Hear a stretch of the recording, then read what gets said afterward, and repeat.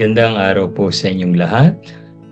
Thank you Pastor Let and IBC Naga muli sa pagkakataong maging kabahagi sa 7-minute devotion.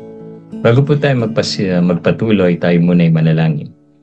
Abba Father, God of Israel, maraming pong salamat sa ministry po ng pag-share ng iyong banal na salita.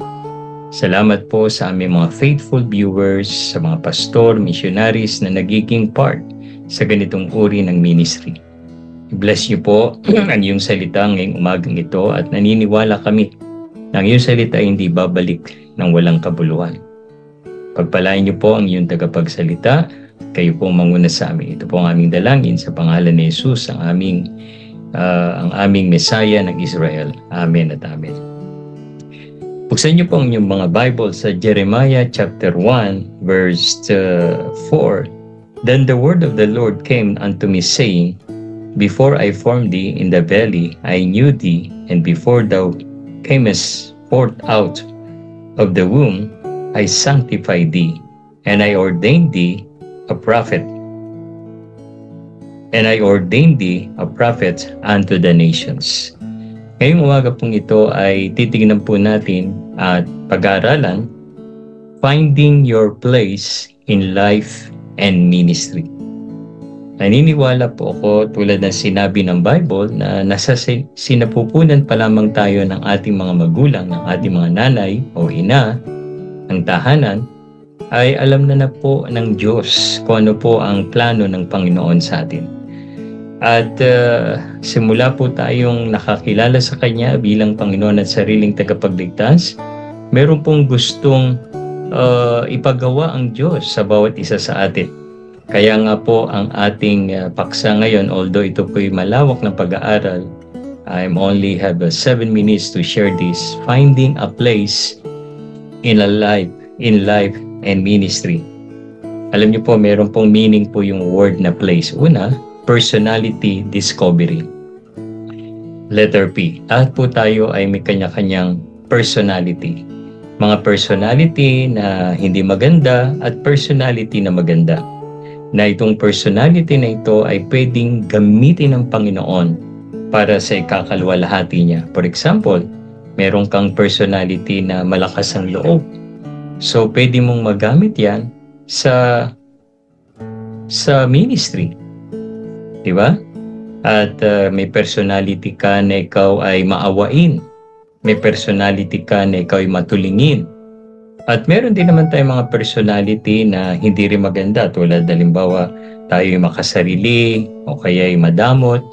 So, lahat po yan ay pwedeng baguhin ng Panginoon. Sapagkat lahat naman po tayo under process or under construction. Pangalawa, letter A, learning spiritual gifts. I believe lahat po tayo may mga spiritual gifts. Kaya nga sabi doon sa 2 Timothy, stir of the gifts. Ito po ay mga gifts, spiritual gifts na binigay ng Diyos para sa kanyang kalwalatian at hindi para ipagyabang, hindi para ipagmalaki. Ito po yung mga unique combination for His glory para magamit po natin for His God's advancement kingdom. Letter A, abilities awareness. Tayo po may mga angking ability. Okay, meron tayong mga angking likas na talino. At ito pong mga bagay na yan ay pwedeng gamitin din sa ministeryo at sa buhay natin. Kaya nga, finding a place in your life and ministry. So una, personality discovery, letter P. Letter R, learning spiritual gifts. Letter A, abilities awareness. And then letter C, connecting passion with ministry. Connecting passion with ministry. Bawa may passion kayo sa mga bata, pwede nyo yan i-connect sa ministry. May passion kayo sa mga matatanda, pwede nyo rin i-connect yan sa ministry. Tulad po natin dito, meron po tayong, wala man po kaming children ministry dahil talagang mahirap pong papayagan ng ilang mga bata rito para sa Sunday School. Ang ginawa po naman namin ay meron kaming senior residence visitation ministry. At si Sister Jo at ilang mga members po natin once a month ay bumibisita po tayo sa home care kung saan nag-share tayo ng Word of God, kino-comfort sila at ini-encourage. Yan po ang tawag dyan ay connecting passion with ministry. Ano po yung passion nyo na pwede nyong i-connect sa ministry? At ang panghuli, letter E, experiences of life. Oh my goodness. Marami po kayong mga karanasan sa buhay na minsan ay nagpasakit sa inyo, nagpabagsak sa inyo, pero tinayo kayo ng Panginoon.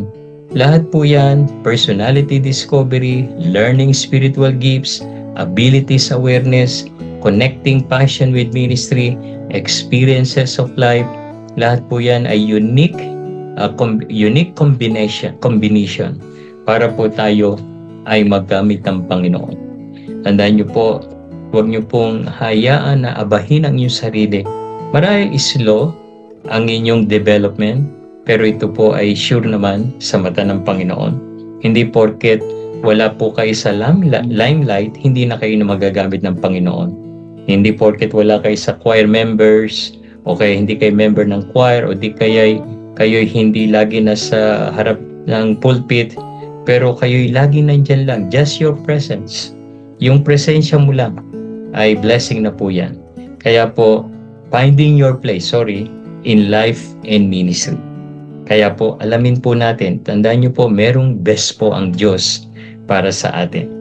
At gagamitin po tayo ng Panginoon. Actually, matagal pong pag-aaral to. Sinisiris po natin dito yan. Pero dahil ito 7 minutes lang, kaya ito lang po ang na-share ko sa inyo. Maraming pong salamat. Pagpalain po tayo ng Panginoon.